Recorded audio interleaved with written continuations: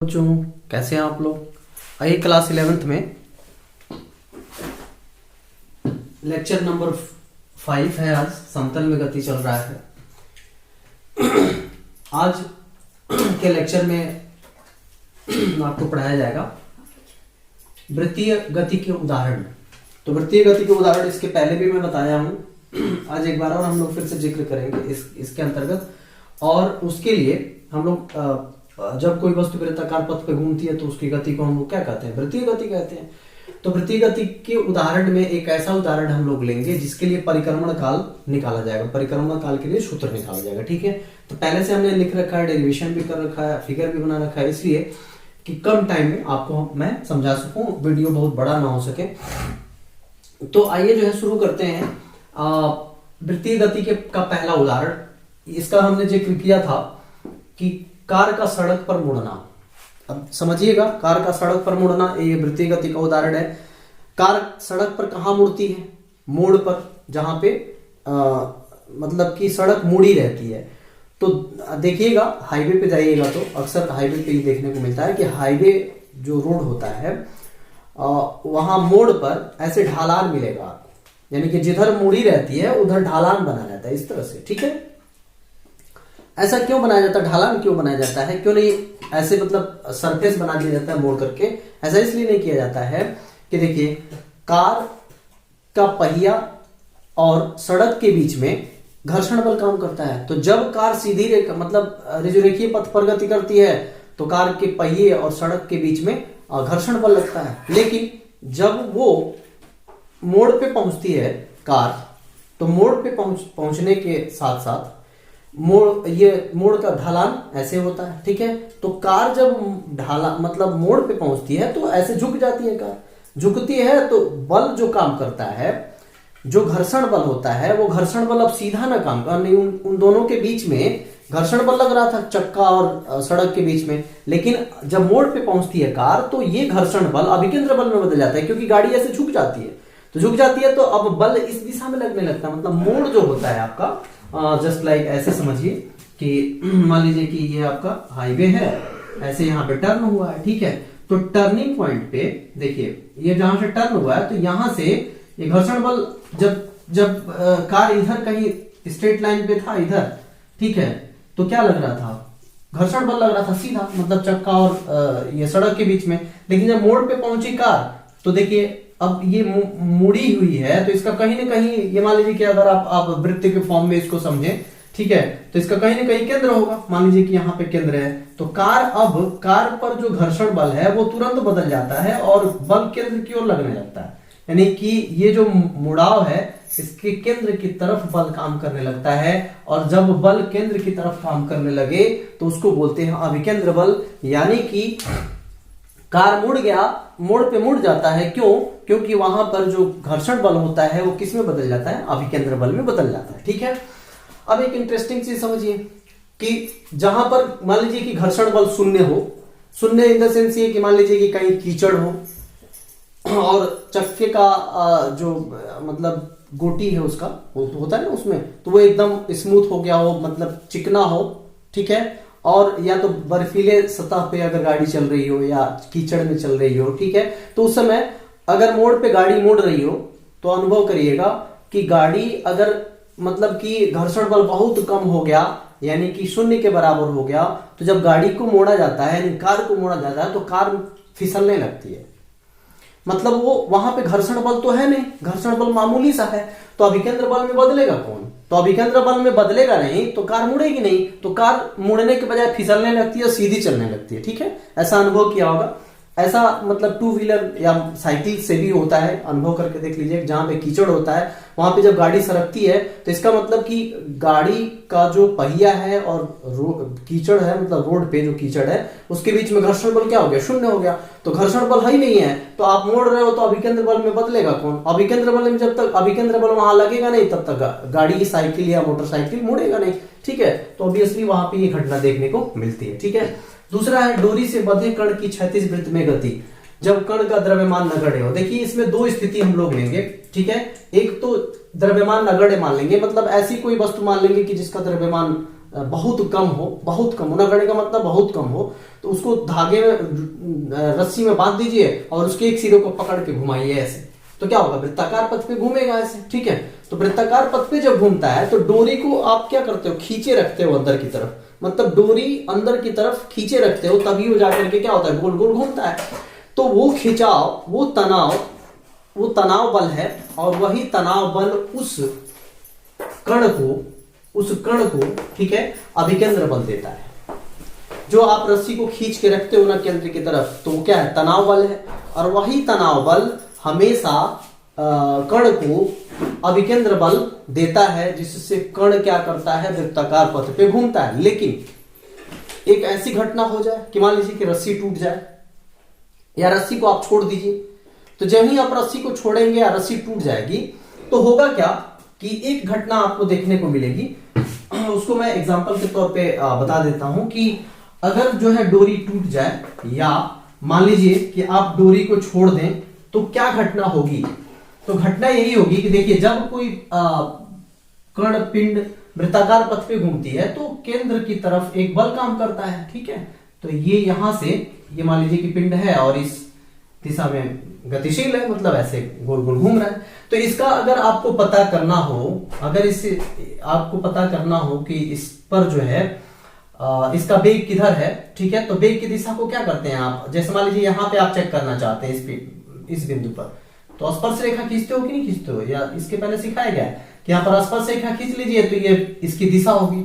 यहाँ पर ये गोल गोल इस पे घूम रहा है, ठीक है ना। लेकिन अगर आपको इसका वेग की दिशा देखनी होगी, तो यहाँ पर स्पर्श रेखा खींचेंगे तब पता चलेगा कि इसका वेग की दिशा ये है। तो जब रस्सी टूट जाती है तो होता क्या है, या रस्सी को आप जब छोड़ देंगे, यहाँ पे पकड़ के रखे हैं, रस्सी को छोड़ देंगे, तो ये मतलब स्पर्श रेखा जिधर खींच रहे हैं, तो वास्तव में इसकी दिशा क्या है, इसके वेग की दिशा स्पर्श रेखा की दिशा में है। तो जब ही यहाँ से आप छोड़ देंगे तो ये स्पर्श रेखा की दिशा में सीधे निकल जाएगी, मतलब ऋजुरेखीय पथ पर गति करने लगेगी, ठीक है। अब होगा भी ऐसा इसलिए होगा कि जब ही आप रस्सी को छोड़ेंगे, तो रस्सी को खींच के रखे थे तो तनाव बल उत्पन्न हो रहा था, और वह तनाव बल इसको आवश्यक अभिकेंद्र बल दे रहा था। लेकिन जब ही आप रस्सी को छोड़ देंगे या रस्सी टूट जाएगी, तो होगा क्या कि उस समय ये तनाव बल खत्म हो जाएगा। तो तनाव बल खत्म हो जाएगा तो इसको अभिकेंद्र बल देगा कौन, और जब इसको अभिकेंद्र बल नहीं मिलेगा तो ये ऋजुरेखीय पथ पर गति करेगा। न्यूटन का फर्स्ट लॉ पढ़िए, ठीक है। तो ये ऋजुरेखीय पथ पर क्या होगा, गति करने लगेगा, ठीक है। तो ये हो गया दूसरा एग्जांपल। अब आइए तीसरा एग्जांपल, वही है डोरी से बंधे कण की क्षैतिज वृत्त में गति जब कण का द्रव्यमान नगण्य न हो। मतलब हमने एक बहुत हल्का सा वस्तु लिया था, लगभग उसका द्रव्यमान हमने नगण्य माना था, बट हम एक ऐसा कण, नगण्य मानने का मतलब ये नहीं है कि जिसका कुछ भी द्रव्यमान ना हो, तो ऐसा तो संभव ही नहीं कि कोई वस्तु हो। नगण्य कहने का मतलब कि बहुत कम हो, लेकिन ये वाला जो हम एग्जांपल ले रहे हैं, ये कण का द्रव्यमान नगण्य नहीं है, मतलब भारी है। तो अब इसमें समझना है आपको कि जब मतलब कि ऐसा आप कण ले रहे हैं अब कि जिसका द्रव्यमान नगण्य नहीं है, तो उसको आप क्या करें, मतलब किसी स्थिर सतह पर आप एक रस्सी बांध दें और उसके एक सिरे से उसको लटका दे बांध करके, और उसको एक तरफ ले जाके छोड़ दीजिए, ठीक है। जैसे ये मान लीजिए कि आपका ये इसमें फिगर में समझिए कि जैसे ये मान लीजिए आपका कोई दृढ़ आधार है और ये आपकी रस्सी है L लंबाई की, इसके एक सिरे को आप दृढ़ आधार से बांध दिए और दूसरे सिरे पर कण को बांध दिए, और उसको ले जाके एक तरफ उसको क्या करिए, गोल गोल घुमाइए, वहां पे बांध करके, यहां आधार है, इसमें आपने रस्सी से बांध दिया यहाँ पर। अब इसको क्या करिए, गोल गोल घुमाइए ऐसे। तो वही वाला फिगर, ये 3D समझिएगा फिगर, तो ऐसे गोल गोल घूम रही है। तो अब एक बात बताइए कि जब ये मान लीजिए कि मेरा हाथ ये रस्सी है, और जब ये इस तरह से गोल गोल घूमेगा इस तरह से, तो ये क्या उत्पन्न करेगा, लोलक, शंकु लोलक उत्पन्न करेगा। देख लीजिए यहां से ये धागे से बंधी हुई है और ये ऐसे इसको घुमाएंगे तो ये शंकु लोलक बनेगा कि नहीं बनेगा भाई। कभी ये इस पोजीशन पे भी आएगी तो ये ऐसे घूम रही है, तो यानी कि यहां से अगर आप खींच देंगे तो ये क्या बन जाएगा, शंकु लोलक बन जाएगा कि नहीं बन जाएगा, ठीक है। तो शंकु लोलक का काम करती है। तो अब देखिए, जब आप जो है इस रस्सी में जिसकी लंबाई क्या है, L है, इसमें यम द्रव्यमान का, इसका द्रव्यमान कितना है, मान लीजिए कि m है। तो यम द्रव्यमान का अगर कोई कण लटकाएंगे तो उस पर तनाव बल उत्पन्न होगा। किसमें तनाव बल उत्पन्न होगा, इस रस्सी में। तो रस्सी में तनाव बल किधर लगेगा, ऊपर की तरफ लगेगा, क्योंकि रस्सी वाली कहानी सोचिए कि आप रस्सी को पकड़ के घुमा रहे थे तो आप किधर की तरफ खींच रहे थे, केंद्र की तरफ। तो ये जो तनाव बल किधर काम कर रहा था, केंद्र की तरफ, वो क्या कहलाता है, अभिकेंद्र बल। तो अब यहां पर भी इस पर जो तनाव बल उत्पन्न होगा वो किधर उत्पन्न होगा, इस दिशा में उत्पन्न होगा, क्योंकि यहां पर फिक्स पॉइंट है, यहां पर फिक्स पॉइंट है, तो इधर तनाव बल उत्पन्न होगा। तो तनाव बल को हमने टी माना है। अब देखिए ये टी चूंकि झुका हुआ है, ये रस्सी चूंकि झुकी हुई है, तो ऊर्ध्वाधर से कितने कोण पे झुकी हुई है, थीटा कोण पे। तो थीटा कोण पे झुकी हुई है तो तनाव बल भी तो झुका है। तो इसका मतलब इसके दो घटक होंगे, एक तो ऊर्ध्वाधर घटक होगा और एक क्या होगा, क्षैतिज घटक होगा। आपको पता ही है कि जो है ये इसके दो घटक होंगे। तो अब ऊर्ध्वाधर घटक और क्षैतिज घटक, तो ऊर्ध्वाधर घटक ये थीटा है तो ये भी क्या होगा, आपका थीटा होगा। ये क्या होगा, थीटा, ठीक है, ये भी थीटा होगा, ठीक है। क्यों होगा भाई, देखिए ये ऊर्ध्वाधर मतलब स्थिति है और ये भी क्या है, इसके ठीक पैरेलल है, ये और ये पैरेलल है और ये तिर्यक रेखा है, तो अल्टरनेट एंगल होंगे कि नहीं होंगे, तो अल्टरनेट एंगल मैथ में पढ़ा होगा कि बराबर होते हैं। तो ये थीटा तो ये भी थीटा। अब आपको सिखाया था कि थीटा से लगे भुजा जो होती है वो कॉस में होती है और थीटा से दूर वाली भुजा किस में होती है, साइन में होती है। तो यानी कि ये आपका ऊर्ध्वाधर घटक टी कॉस थीटा हो जाएगा और क्षैतिज घटक कौन सा होगा, टी साइन थीटा होगा। अब देखिए अब ये जो कण है इसका भार किधर काम करेगा, नीचे की तरफ काम करेगा, ठीक है ना। यानी कि ठीक इसके वृत्ताकार पथ के परपेंडिकुलर नीचे की तरफ काम करेगा। आप सोच भी सकते हैं, फिगर बना के देखिए, दिमाग में फील करके देखिए इस चीज को। तो ये mg इसका नीचे की तरफ काम करेगा, ठीक है। अब जरा सोचिए कि ये t cos थीटा mg के बराबर हो जाएगा, क्योंकि ये बैलेंस किए रहेगा, ठीक है ना। t cos थीटा इधर, mg sin थीटा, mg इधर नीचे की तरफ, तो ये दोनों आपस में क्या होंगे, बराबर होंगे, ठीक है ना। तो यानी कि t cos थीटा बराबर क्या हो जाएगा, mg हो जाएगा, ठीक है। और ये t sin थीटा देखिए किस तरफ लग रहा है, जो वृत्ताकार पथ बना हुआ है उसके केंद्र की तरफ लग रहा है। सोच के देखिए, मतलब देखिए फिगर में और फील करके देखिए कि ये किधर लग रहा है, केंद्र की तरफ। और केंद्र की तरफ लगने वाला बल क्या कहलाता है, अभिकेंद्र बल कहलाता है। तो इसका मतलब ये जो गोल गोल घूम रहा है ना ऐसे, मतलब ये कण जो गोल गोल घूम रहा है ऐसे वृत्ताकार पथ पे घूम रहा है, तो ये किसके कारण घूम रहा है, इस टी साइन थीटा के कारण घूम रहा है। ये टी साइन थीटा आवश्यक अभिकेंद्र बल है इसके लिए, ठीक है। तो यानी कि अभिकेंद्र बल का काम कौन कर रहा है, टी साइन थीटा काम कर रहा है। और ये जो वृत्ताकार पथ बन रहा है इसकी त्रिज्या कितनी हमने मानी है, आर मानी है, स्मॉल आर मानी है। और रस्सी की लंबाई कितना माना है, एल माना है, ठीक है। तनाव कितना उत्पन्न हो रहा है, टी उत्पन्न हो रहा है। कण का द्रव्यमान कितना मान लिया, एम मान लिया। अब आइए जो है ये पूरी कहानी हमने बता दी है इस फिगर में, आपको वही चीज लिखा गया है। आइए स्टेप बाय स्टेप मैं एक बार जो है आपको बता देता हूं कि सबसे पहले तो मान लेंगे कि यम द्रव्यमान का कोई कण है और यह लंबाई के एक डोरी से क्या है, बंधी हुई है, डोरी से बांधकर आर त्रिज्या के वृत्तीय पथ पर क्या किया जाता है, घुमाया जाता है। भी वेग से क्या किया जाता है, घुमाया जाता है। ये किस वेग से घूम रहा है भाई, भी वेग से घूम रहा है। इसका वेग कितना है, भी है, ठीक है। मैं यहाँ पे लिख दे रहा हूं, इसका वेग कितना है, भी है, ठीक है। तो ये भी वेग से आर त्रिज्या के वृत्तीय पथ पर क्या हो रहा है, घुमाया जाता है इसे, ठीक है, घुमाया जाता है। डोरी ऊर्ध्वाधर से, देखो लिखा हुआ है यहाँ पे, डोरी ऊर्ध्वाधर से थीटा कोण बना रही है। देखिए ये ऊर्ध्वाधर है, ये ऊर्ध्वाधर स्थिति है, ऊर्ध्वाधर स्थिति में थीटा कोण बनाती है, ठीक है। तो अब त्रिभुज ए ओ बी में ले लीजिए, ए ओ और बी, ये देख लीजिए, ये वाला त्रिभुज आपका, ठीक है, ये वाला त्रिभुज समकोण त्रिभुज होगा। समकोण त्रिभुज होगा तो आर यहां से यहां तक की भी दूरी कितनी होगी, आर के बराबर होगी, क्योंकि भाई ये त्रिज्या है ना। तो त्रिज्या कहीं भी आप जो है सर्कमफेरेंस को मिला देंगे तो आर के बराबर हो जाएगा, मतलब परिधि से, केंद्र से परिधि को मिला देंगे तो आर के बराबर होगा। तो ये भी दूरी तो आर के बराबर होगी, ठीक है। तो यानी कि अगर हम लोग इसमें साइन थीटा ले लें, कुल मिला के आर की वैल्यू आपको निकालनी है एल के पदों में, ठीक है। तो आर की वैल्यू अगर आप एल के पदों में निकालना चाहते हैं तो यानी कि ये वाला त्रिभुज हमने ले लिया है, तो त्रिभुज में साइन थीटा बराबर क्या हो जाएगा, साइन थीटा हम क्यों लेंगे, तो साइन थीटा हम इसलिए लेंगे कि हमारे पास ये देखिए थीटा के सामने वाली भुजा लंब थीटा, और देखिए समकोण त्रिभुज के सामने वाली भुजा कर्ण होती है समकोण त्रिभुज में, ठीक है, पढ़ा है मैथ में। तो ये देखिए हमारे पास इसकी लंबाई है और इसकी लंबाई है, तो हमारी मजबूरी है कि क्या लेंगे, साइन थीटा लेंगे, ठीक है ना, क्योंकि यही और यही वैल्यू पता है। तो अब साइन थीटा बराबर क्या लिखेंगे, लंब बटा कर्ण। तो लंब आपका ये हो गया और कर्ण आपका ये हो गया, मतलब ओ बी लंब हो गया और ए बी आपका क्या हो गया, कर्ण हो गया, ठीक है। तो लंब बटा कर्ण यानी कि आर बटा ये यहां से और यहां तक की दूरी कितनी होगी, आर होगी, क्योंकि त्रिज्या कितनी है इसकी, आर है। तो आर अपान और ये वाली लंबाई एल है, तो एल।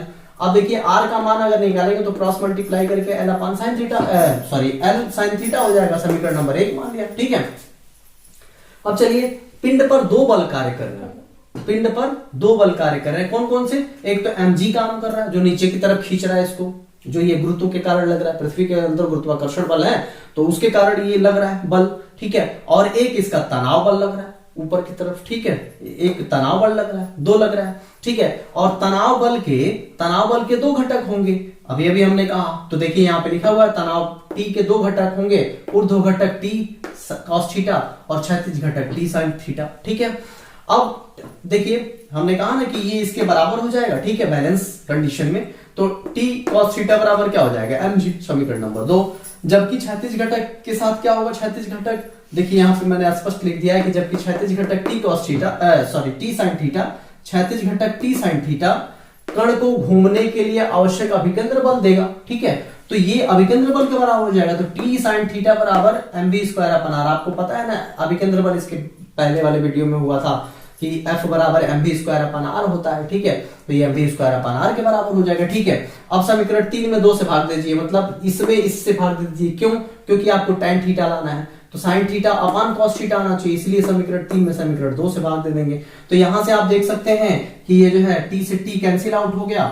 ठीक है, और यहाँ m से m कट गया, तो क्या बच गया भाई? देख लीजिए जरा, ये sin theta upon cos theta क्या हो जाएगा? tan थीटा, और यहां से v स्क्वायर अपान r और g, तो rg बचा, समीकरण नंबर 4 हो गया। अब कण मान लीजिए कि ये इस वृत्ताकार पथ पे कण घूम रहा है, तो एक चक्कर लगने में मान लीजिए कि t समय लग गया, जिसको हम परिक्रमण काल बोलेंगे। परिक्रमण काल एक चक्कर में लगा हुआ समय, तो परिक्रमण काल मान लीजिए कि इसको एक चक्कर लगाने में कितना समय लगा? मान लीजिए स्मॉल t समय लगा, तो हमने लिखा है ये चीज कि यदि कण वृत्ताकार पथ पर एक चक्कर लगाने में t समय लेता है तो कण का वेग कितना हो जाएगा भाई? कण का वेग भी निकाल लीजिए। तो वेग बराबर होता है क्या? दूरी बटा समय। वेग बराबर विस्थापन बटा समय भी होता है, दूरी बटा समय भी हम कह सकते हैं। तो ये देखिए विस्थापन कितना होगा भाई? यहां से चलना स्टार्ट किया, वृत्ताकार पथ पे चल के यहीं तक आ गई, तो यानी कि वृत्त के पथ पर अगर कोई कण चल रहा है तो उसकी परिधि के बराबर चलेगा। और यहाँ पे परिधि क्या होगा? r त्रिज्या है इसका, तो 2 पाई r होगा। तो यहाँ पर क्या लिखेंगे? 2 पाई r अपान t, क्योंकि वेग बराबर होता है विस्थापन बटा समय। ठीक है, तो विस्थापन बटा समय के हिसाब से विस्थापन कितना हो जाएगा? 2 पाई r, और समय कितना लिया है आपने? माना नहीं है कि t लिया है, तो 2 पाई r अपान t हो जाएगा। अब बहुत आसान है, इस v के मान को उठा के समीकरण 4 में रख दीजिए। यहाँ पे v है तो इस v के मान को समीकरण 4 में रख दीजिए। तो हमने यही लिखा है कि समीकरण 5 से v का मान, ये समीकरण नंबर 5 माना है, तो समीकरण 5 से v का मान समीकरण 4 में रखने पर बस कैलकुलेशन है आपका tan थीटा बराबर, देखिए ऊपर v है तो ये 2 पाई r का स्क्वायर हो जाएगा अपॉन t स्क्वायर हो जाएगा। ठीक है, तो अपॉन हमने डायरेक्ट यहाँ पे सॉल्व कर दिया है, तो t स्क्वायर हो जाएगा इंटू rg, नीचे है आपका rg नीचे है तो rg से मल्टीप्लाई हो जाएगा। अब देखिए फिर से इसको सॉल्व करने के लिए फिर tan थीटा को हम sin थीटा अपन cos थीटा में चेंज कर लेंगे। ठीक है, तो tan थीटा और अब sin थीटा अपन cos थीटा होता है, यहाँ अगर इसका स्क्वायर करेंगे तो 2 पाई का स्क्वायर हो जाएगा, r स्क्वायर हो जाएगा। तो r स्क्वायर के जगह पे, r के जगह पे हम यहां से, अब देखिए समीकरण 1 से r का मान l sin थीटा हमने रख दिया है, तो r स्क्वायर होगा तो l sin थीटा का होल स्क्वायर करेंगे तो l square sin square theta हो जाएगा। यहाँ पर एक चीज बढ़ा लीजिएगा कि ये कहां से किए हैं भाई? तो समीकरण 1 से। ठीक है, यहाँ पर r का मान समीकरण 1 से रख दिया गया है, और नीचे r मतलब t स्क्वायर, देखिए t स्क्वायर है, r की जगह पे l sin थीटा रख दिया गया और इंटू g है। अब देखिए यहां से ये sin थीटा से ये sin थीटा से ये sin थीटा कट गया। ठीक है, ये यहां पे देख सकते हैं इससे एक कट गया, और इधर से sin थीटा से ये sin थीटा कट गया, मतलब sin थीटा की कहानी खत्म हो गई, और इस एक यल से ये यल कट गया। ठीक है, अब आप देख सकते हैं क्रॉस मल्टीप्लाई करिए, तो क्रॉस मल्टीप्लाई करेंगे, कुल मिला के टारगेट है कि t का मान निकालना है, तो इधर मल्टीप्लाई करेंगे तो क्या हो जाएगा? इधर एक बचा है यहाँ पे तो t स्क्वायर हो जाएगा और इंटू g, और राइट साइड में क्या होगा? cos थीटा 2 पाई का होल स्क्वायर और l, और क्या हो जाएगा? cos theta. ठीक है, तो अब t स्क्वायर निकालेंगे तो कितना हो जाएगा? g से भाग दे देंगे, और टोटल कैलकुलेशन करके निकालेंगे तो ये स्क्वायर हटाने के लिए रूट लेंगे, तो 2 पाई का होल स्क्वायर है तो बाहर निकल जाएगा, बाकी इसका रूट नहीं है, मतलब स्क्वायर नहीं है तो ये रूट के अंदर हो जाएगा। तो ये निकल गया आपका क्या? परिक्रमण काल के लिए ये सूत्र आ गया तो मुझे उम्मीद है कि 100% आपको समझ में आया होगा। अगर इसमें कोई डाउट हो रहा है, आपके मन में क्वेश्चन बन रहा है, तो आप हमें कमेंट बॉक्स में जरूर लिखें। तो अब इसका जो है ऐसे ही नोट्स बना लीजिएगा वीडियो को पॉज करके, ठीक है। और बाकी ये टॉपिक जो है कंप्लीट हो गया। नेक्स्ट वीडियो में मैं नया टॉपिक लेके आऊंगा। इसके अलावा आप जो है प्राकृतिक एग्जाम्पल भी बताया गया था वृत्तीय गति का। जैसे हमने कहा था ना कि एटम के अंदर इलेक्ट्रॉन चक्कर लगाता है, वो प्राकृतिक हो गया, उदाहरण हो गया आपका सूर्य के चारों तरफ पृथ्वी का चक्कर लगाना, ठीक है। पृथ्वी के चारों तरफ चंद्रमा का चक्कर लगाना, ये भी वृत्तीय गति का उदाहरण है। तो ये नेचुरल है, ठीक है। और बट ये आप देखेंगे तो आप ये मैनमेड है, ठीक है। तो इस तरह से जो है आज का वीडियो यहीं समाप्त करते हैं। बाकी मैं नेक्स्ट वीडियो बहुत जल्द लेके आऊंगा, तब तक आप स्वस्थ रहें।